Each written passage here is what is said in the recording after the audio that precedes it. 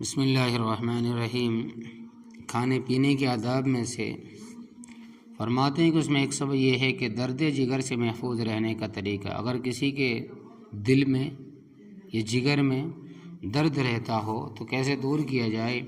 حضرت عبداللہ ابن مبارک اور امام بہقی سے مروی ہے کہ نبی اکرم صلی اللہ علیہ وسلم نے فرمایا کہ جب تم میں سے کوئی پیے تو چاہیے کہ پانی چوس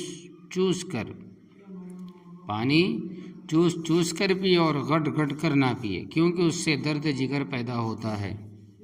جب تم میں سے کوئی پیے تو چاہیے کہ پانی چوس کر پیے اور گٹ گٹ کر نہ پیے، کیونکہ اس سے درد جگر ہوتا ہے۔ علامہ ابن قیم جوزی فرماتے ہیں کہ کھانے کے بعد پانی پینا حضور اقدم صلی اللہ علیہ وسلم کی سنت نہیں ہے، خصوصاً اگر پانی گرم ہو یا زیادہ سرد ہو، کیونکہ یہ دونوں صورتوں میں نقصان دہ ہوتا ہے۔ نیز آپ صلی اللہ علیہ وسلم ریاضت کرنے، تکان ہونے پر، جماع کے بعد، کھانے کے بعد، تکان ہونے کے بعد یعنی تھکنے کے بعد، یعنی کہ ہم بستری کرنے کے بعد، کھانے کے بعد اور پہلے پھل کھانے کے بعد، غسل کے بعد، نیند سے بیدار ہونے کے بعد پانی پینے کو اچھا نہیں سمجھتے تھے۔ پسندیدہ پانی۔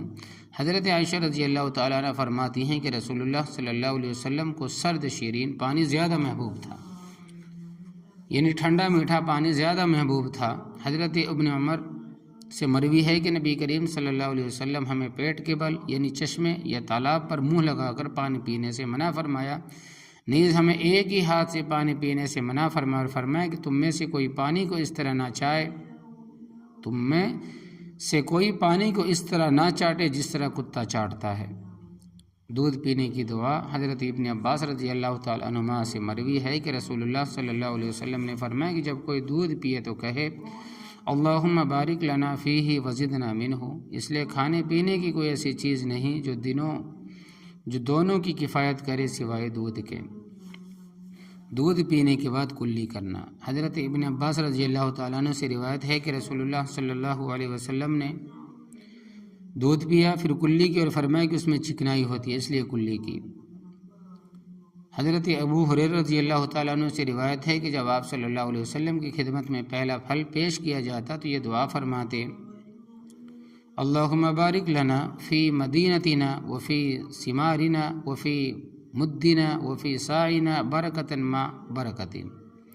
اللہم بارک لنا فی ثمرنا وبارک لنا فی مدینتنا وبارک لنا فی ساعنا وبارک لنا فی مدنا۔ نیا اور پہلا پھل آنے پر دعا۔ حضرت ابو سعید ابن العرابی کی روایت ہے کہ رسول اللہ صلی اللہ علیہ وسلم کو دیکھا جب موسم کا نیا پھل آتا تو آپ صلی اللہ علیہ وسلم آنکھوں پر رکھتے، پھر ہونٹوں پر، پھر یہ دعا فرماتے اللہم کما اریتنا اولہ آرنا آخرہ، پھر پاس میں سے کسی بچے کو عطا فرما دیتے۔ حضرت ابن عباس رضی اللہ تعالیٰ عنہما سے مروی ہے کہ فرماتے ہیں کہ رسول اللہ صلی اللہ علیہ وسلم کے پاس جب پہلا پھل آتا تو آپ صلی اللہ علیہ وسلم اسے آنکھوں پر رکھتے، پھر دعا فرماتے اللہم اطعمتنا اولہ فاطعمنا آخرہ، پھر گھر میں چھوٹے بچے کو دینے کا حکم فرماتے۔ اور ایک روایت میں ہے کہ آپ صلی اللہ علیہ وسلم کی خدمت میں جو سب سے کم عمر بچہ ہوتا اس کو عنایت فرماتے۔ روزہ جسم کی زکوٰۃ۔ حضرت ابو ہریرہ رضی اللہ تعالیٰ عنہ سے روایت ہے کہ فرماتے ہیں کہ رسول اللہ صلی اللہ علیہ وسلم نے فرمایا کہ ہر چیز کی زکوٰۃ اور جسم کی زکوٰۃ روزہ ہے، روزہ دار کی دعا رد نہیں ہوتی۔ حضرت ابو ہریرہ رضی اللہ تعالیٰ عنہ سے روایت ہے کہ فرماتے ہیں کہ رسول اللہ صلی اللہ علیہ وسلم نے ارشاد فرمایا 3 آدمیوں کی دعا رد نہیں ہوتی، ایک امام عادل، دوسرا روزہ دار یہاں تک کہ روزہ کھولے، تیسرا مظلوم کی بد دعا۔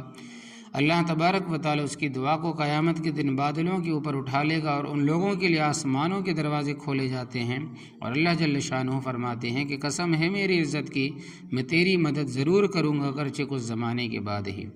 حضرت عبداللہ ابن عمر بن عاص سے مروی ہے کہ رسول اللہ صلی اللہ علیہ وسلم نے ارشاد فرمایا روزہ دار کی دعا افطار کے وقت رد نہیں ہوتی۔ روزہ افطار کرانے کی دعائیں۔ حضرت معاذ ابن زہرہ رضی اللہ تعالیٰ عنہ سے روایت ہے کہ نبی کریم صلی اللہ علیہ وسلم جب روزہ افطار کرتے تو فرماتے اللہم لک صمت وعلی رزقک افطرت، اے اللہ میں نے تیرے لیے ہی روزہ رکھا اور تیرے ہی دیے ہوئے رزق پر کھولا۔ حضرت ابن عمر رضی اللہ تعالیٰ عنہ سے مروی ہے کہ فرماتے ہیں کہ نبی کریم صلی اللہ علیہ وسلم جب روزہ افطار کرتے تو فرماتے کہ پیاس بجھ گئی، رگیں تر ہو گئی اور اجر ثابت ہو گیا، اللہ تبارک و تعالیٰ نے اگر چاہا۔ حضرت عبداللہ ابن معاذ کی دعا، اللہم انی اسألک برحمتک التی، آب زمزم پینے کی دعا۔ حضرت مجاہد رحمۃ اللہ علیہ نے فرمایا کہ حضرت ابن عباس جب آب زمزم پیتے تو فرماتے اللہم انی اسألک علما نافعا ورزقا واسعا وشفاء من کل داء، اے اللہ میں تجھ سے مفید علم اور فراخ روزی اور ہر بیماری سے شفا مانگتا ہوں۔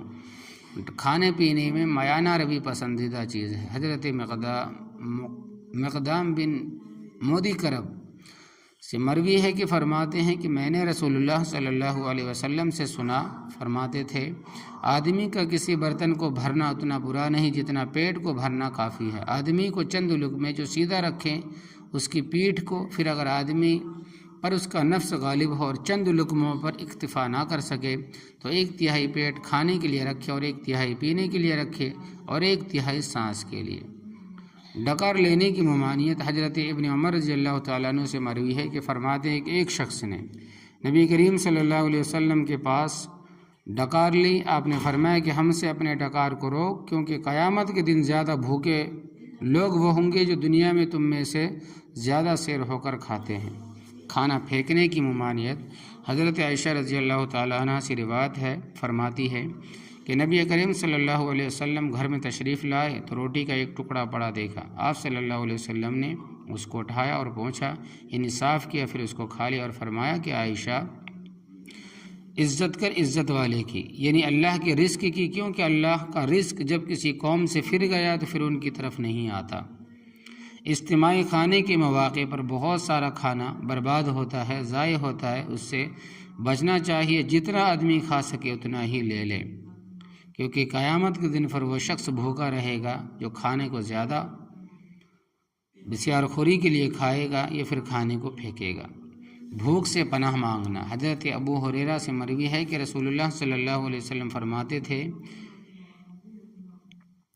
کہ اللہ میں تیری پناہ مانگتا ہوں بھوک سے کہ وہ بری ہمخواب ہے، اور تیری پناہ مانگتا ہوں خیانت سے کہ وہ بری ہمراز ہے، یعنی اندرونی بری خصلت ہے۔ رزق کی ایک ایک ذرے کی قدر کریں۔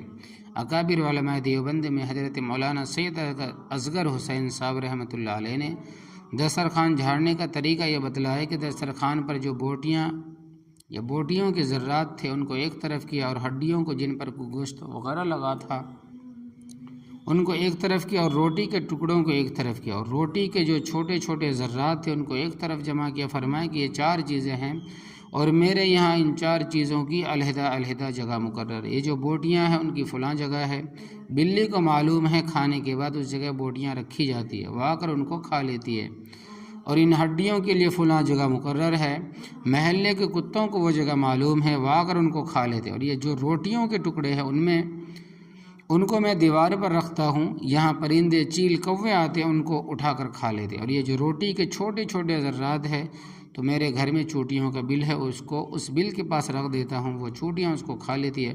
پھر فرمایا سب اللہ تبارک و تعالیٰ کا رزق ہے، اس کا کوئی حصہ ضائع برباد نہیں ہونا چاہیے۔ کھانے کے بعد خلال کرنا، حضرت ابن عمر رضی اللہ تعالیٰ عنہ سے منقول ہے کہ کھانے کے ریزے جو دانتوں کے درمیان رہ جاتے ہیں داڑھ کو کمزور کر دیتے ہیں۔ جنات کے کھانے کی اشیاء کون سی ہے؟ حضرت ابو ہریرہ رضی اللہ تعالیٰ عنہ سے مروی ہے کہ آپ صلی اللہ علیہ وسلم کے وضو اور قضاء حاجت کے لیے پانی کا ایک برتن لیے حضرت صلی اللہ علیہ وسلم کے ساتھ تھے۔ آپ برتن لیے ہوئے پیچھے پیچھے چل رہے تھے۔ رسول اللہ صلی اللہ علیہ وسلم نے دریافت فرمایا کہ کون صاحب ہے؟ بتایا کہ ابو ہریرہ۔ فرمایا استنجی کے لیے چند پتھر تلاش کر کے لاؤ، اور ہاں ہڈی اور لید نہ لانا۔ پھر میں پتھر لے کر حاضر ہوا، میں انہیں کپڑے میں رکھے ہوئے تھا اور لا کر آپ صلی اللہ علیہ وسلم کے قریب اسے رکھ دیا اور وہاں سے واپس چلا آیا۔ جب آپ قضاء حاجت سے فارغ ہو گئے تو میں پھر آپ صلی اللہ علیہ وسلم کی خدمت میں حاضر ہوا، عرض کیا ہڈی اور لید کے لانے سے آپ صلی اللہ علیہ وسلم نے کیوں منع فرمایا؟ فرمایا اس لیے کہ وہ جنوں کی خوراک ہے، میرے پاس نصیبین کے جنوں کا ایک وفد آیا تھا اور کیا ہی اچھے تھے وہ، تو انہوں نے مجھ سے اپنی خوراک کے متعلق کہا، میں نے ان کے لیے اللہ تبارک و تعالیٰ سے دعا کی کہ جب بھی ہڈیاں یا لید پر ان کی نظر پڑے تو وہ ان کے لیے کھانے کی چیز بن جائے، جنات کے کھانے کی اشیاء کو گندہ نہ کریں۔ حضرت ابن مسعود رضی اللہ تعالیٰ عنہ فرماتے ہیں کہ رسول اللہ صلی اللہ علیہ وسلم کی خدمت میں جنات کا ایک وفد حاضر ہوا اور عرض کیا، اے محمد صلی اللہ علیہ وسلم، آپ کی امت ہڈی، لید اور کوئلے سے استنجا نہ کیا کرے، کیونکہ اللہ تبارک و تعالیٰ نے ان میں ہمارا رزق مقرر فرمایا ہے۔ فرمایا رسول اللہ صلی اللہ علیہ وسلم نے اس سے منع فرمایا، حرام اشیاء کا استعمال حرام ہے، شراب ہر برائی کی کنجی ہے۔ حضرت ابو درداء رضی اللہ تعالیٰ عنہ سے روایت ہے کہ فرماتے ہیں کہ مجھ کو میرے خلیل صلی اللہ علیہ وسلم نے وصیت فرمائی کہ شراب مت پی، وہ کل برائیوں کی کنجی ہے، یعنی کہ تمام برائیوں کی چابی ہے۔ شراب میں 10 طرح پر لعنت آئی ہے۔ حضرت ابن عمر رضی اللہ تعالیٰ عنہ سے روایت ہے کہ رسول اللہ صلی اللہ علیہ وسلم نے فرمایا کہ شراب میں 10 طرح لعنت ہوئی ہے۔ ایک تو خود خمر یعنی شراب پر وہ ملعون ہے، دوسرے اس کے نچوڑنے والے پر، تیسرے اس کے نچوڑوانے والے پر، چوتھے بیچنے والے پر، پانچویں خریدنے والے پر، چھٹے اس کے اٹھانے والے پر، ساتویں جس کے لیے اٹھایا جائے، آٹھویں اس کی قیمت کھانے والے پر، نویں اس کے پینے والے پر، 10ویں اس کے پلانے والے پر۔ آخری زمانے میں لوگ شراب کے دوسرے نام رکھ کر اس کو پئیں گے۔ حضرت ابو امامہ باہلی رضی اللہ تعالیٰ عنہ سے روایت ہے، فرماتے ہیں کہ رسول اللہ صلی اللہ علیہ وسلم نے فرمایا، رات اور دن نہیں گزریں گے، یعنی تمام نہیں ہوں گے، یہاں تک کہ میری امت میں سے بعض لوگ شراب پئیں گے اس کا نام بدل کر۔ شراب پینے والے کی نماز قبول نہیں ہوتی، اسے دوزخیوں کا خون اور پیپ پلایا جائے گا۔ حضرت عبداللہ ابن عمر رضی اللہ تعالیٰ عنہما سے روایت ہے، فرماتے ہیں کہ رسول اللہ صلی اللہ علیہ وسلم نے ارشاد فرمایا کہ جو شخص شراب پیے اور مست ہو جائے اس کی نماز 40 دن تک قبول نہیں ہوگی، اور اگر مر جائے گا تو دوزخ میں جائے گا۔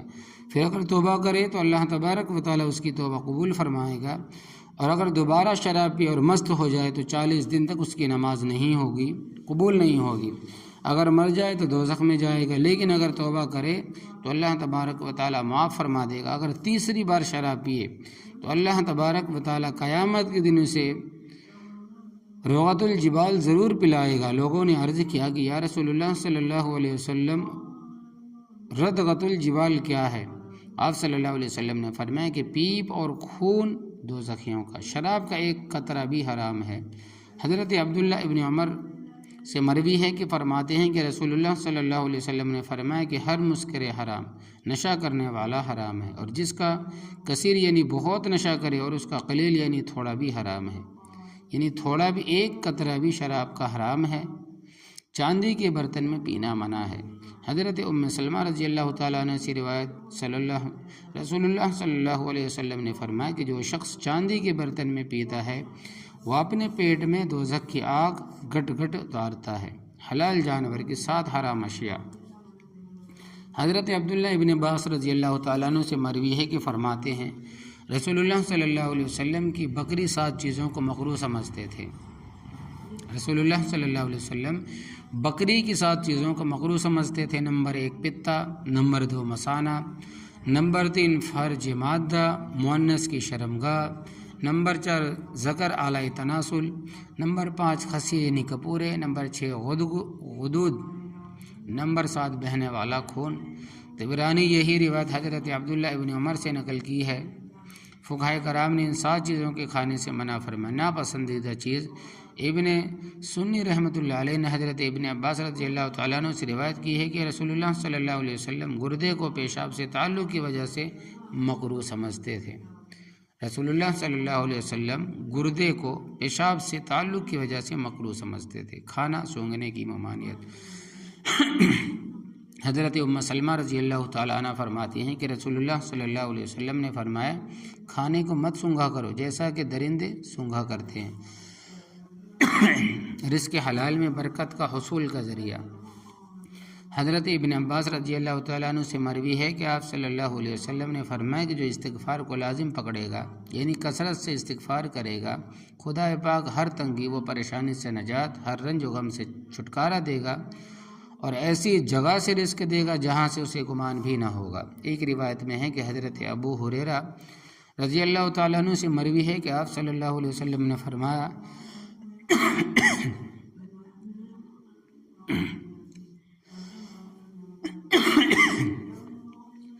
جسے خدائے پاک نعمت سے نوازے وہ الحمدللہ کثرت سے پڑھا کرے، اور جسے رنج و غم سے زیادہ سابقہ پڑے وہ استغفار پڑھا کرے، جسے رزق میں تنگی ہو وہ لا حول ولا قوت باللہ کثرت سے پڑھا کرے۔